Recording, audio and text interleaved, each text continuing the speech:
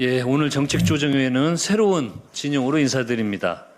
우리 김민석 대표 체제 출범과 함께 권칠승 신임 정책위 부의장님께서 오늘부터 새로 함께합니다. 중소벤처기업부 장관을 지낸 삼선 정책통으로 기업 현장의 언어를 정책의 언어로 옮기실 적임자입니다. 정책을 굳건히 이끌다가 또 사무총장으로 자리를 옮기신 한정혜 의원님께 각별한 감사의 말씀을 드리도록 하겠습니다. 또 우리 전은수 신임 원내 대변인께도 환영의 인사를 전합니다. 이로써 민주당 원내 지도부는 한층 무게를 더하게 됐습니다. 새 지도부가 되건 민생 확장, 유능의 기조를 입법과 정책의 결과물로 든든히 뒷받침하도록 하겠습니다. 지도부가 더한 무게만큼 국민의 어깨는 가볍게 해드리도록 열심히 뛰도록 하겠습니다. 민주당은 청년, 신혼부부 등 미래 세대를 위한 주택 공급을 최우선 순위에 두겠습니다. 청년과 신혼부부에게 지금 필요한 것은 일자리와 생활 기반이 갖춰진 도심에서 안정적으로 살아갈 수 있는 집입니다. 이제 부동산 정책도 미래 세대의 삶을 중심에 놓고 획기적으로 바뀌어야 합니다. 정부는 8.13 대책을 통해 공공분양의 일부를 지분 적립형 또는 수익 공유형으로 공급하고 보편형 공공임대주택의 절반 이상을 무주택 청년에게 공급하기로 했습니다. 연 3조 원 규모의 청년 미래 보금자리론과 전월세 대출 보증 상품도 새로 내놓습니다. 용산공원 부지 활용 방안도 직장과 주거가 가까운 곳에 미래 세대가 감당할 수 있는 양질의 주택을 마련한다는 관점에서 차분하게 논의해야 합니다. 용산공원 조성특별법은 2007년 노무현 정부에서 제정됐습니다. 당시에는 부지 전체의 공원화가 국민적 합의였습니다. 그러나 그로부터 20년 가까이 흘렀습니다. 청년과 신혼부부의 주거 현실도 서울의 주택 수요와 인구 구조도 크게 달라졌습니다. 법의 제정 취지는 존중하되 더 나은 활용 방안을 논의하는 것까지 가로막아서는 안 됩니다.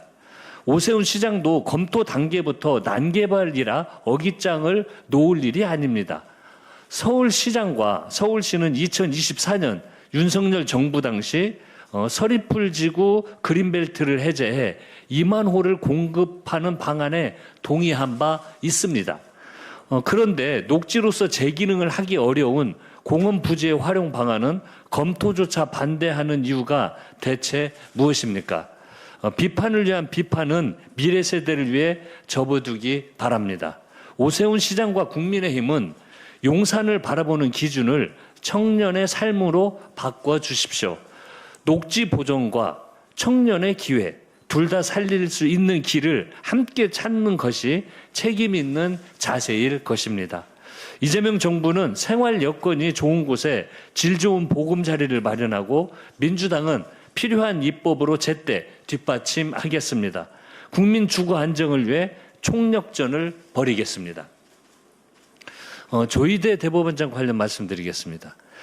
대법관 기습 재청을 두고 국민의힘은 재청하지 않아도 비판하고 재청해도 비판한다고 항변합니다.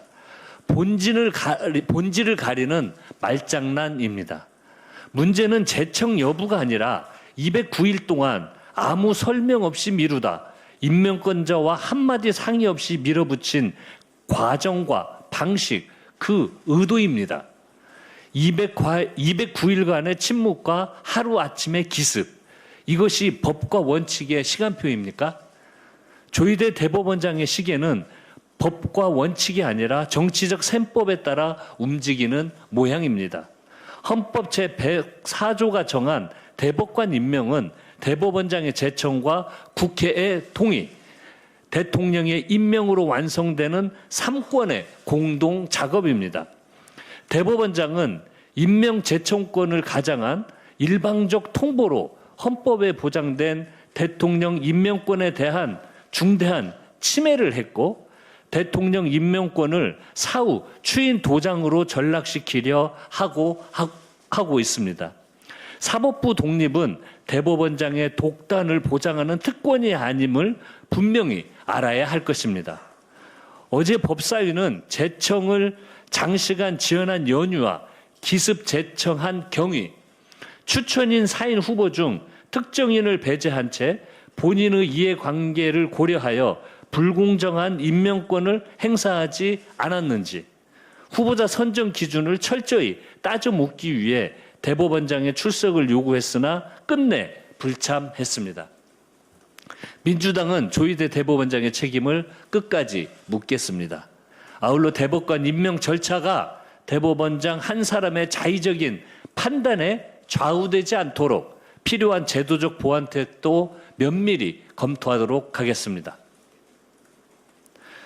국민의힘 윤리위원회가 소속 의원 4분의 의원에 대해서 제명까지 거론하며 징계 절차를 서두르고 있습니다.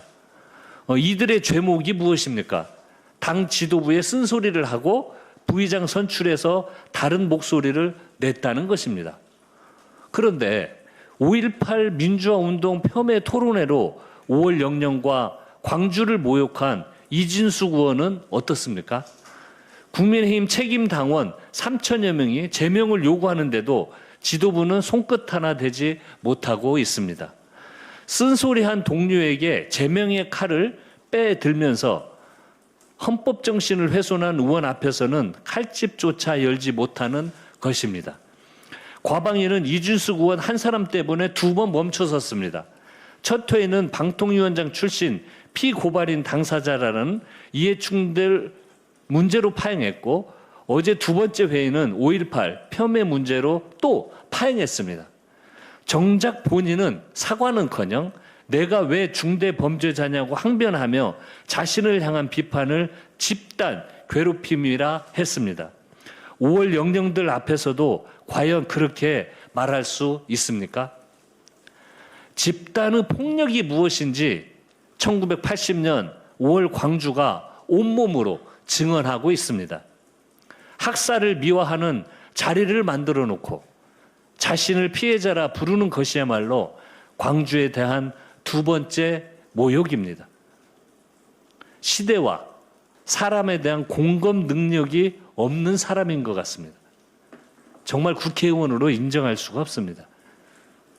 국민의힘은 이진숙 의원을 징계 안 하는 정당이 아니라 징계 못하는 정당이 됐습니다.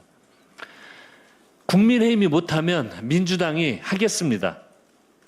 국회윤리위원회를 구성하고 즉시 이진숙 의원 제명안을 심사하고 본회의에 상정해 국회의원의 자격을 반드시 묻겠습니다.